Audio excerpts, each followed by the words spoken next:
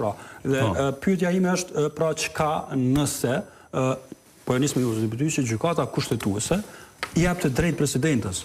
Thot mirë ka pas drejt kur e ka shpërndar kuvendi, sepse kuvendi nuk e ka respektuar afatin 30 ditor. Do t'ju pyes edhe çka nëse jep drejt Albin Kurthi më pas, mirë, po cilat do të jenë pasojat në çet drejtim. Pika e parë, ne këto janë gjëra hipotetike që ne vetëm mund t'i paragjykojmë. Domthon tek pyetja se nëse jep të drejt presidentës Osmani, unë besoj që ka me u gjetë një modos tjetër, ndoshta me çu një lan tjetër lëvizja vetëvendosje në gjykatën kushtetuese për me pas mundësi që me përfundua afati deri me 4 prill kur e ka presidentja Vjosa Osmani, ndoshta për me pas mundësi me zgjidh gërçin politik, që i vjen në krye të presidentës Albulina Agjiu dhe pastaj fillon ajo, po them kushtimisht qartësia. Që në kupton, jo, nuk është kopje e shtetit. Që në kupton se mbrana 60 ditëve kuvendi është i obliguar të zgjidh presidentin. Këto janë maksimumi që mundet me ndodh, me gjithë ato për shkak të ushtrimit të kompetencave që i ka kryetaria kovendit, maksimumi mund të shkojë 60 ditë.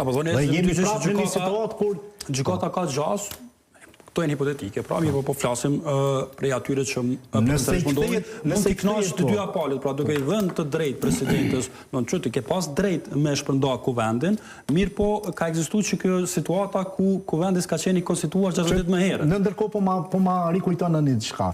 Politikanët tonë aktualisht sipas prizmit që unë e shoh duken shumë të papjekun politik. Nuk duhet me vu qytetarin në sprovë. Sa herë që interesat e tua nuk përputhen. Nuk duhet me vu. Në këtë rast, pyetja është, apo e vë qytetarin në sprovë Albin Kurthi, apo po e vë qytetarin në sprovë Vjosa Osmani dhe partitë opozitare. Të dytë kanë të drejtë. Të dy interpretime. Të dytë kanë të drejtë. Ai po e kërkon hisën e vet sepse i ka 51%, ndërsa Vjosa Osmani nuk ka qenë fare aktor, sa ai si ka pas votat as LDK-s. Dhe un kam shumë burime të sakta që Vjosa Osmani nuk i ka pas votat e LDK-s. Por doli të jetë goxha aktor, pra se po mund të jetë aktor për shkak të asaj që e ka bërë konsistent ndoshta nga viti 2021 me qytetarët, sepse ai veç edhe e ka filluar fushatën, ju e keni po.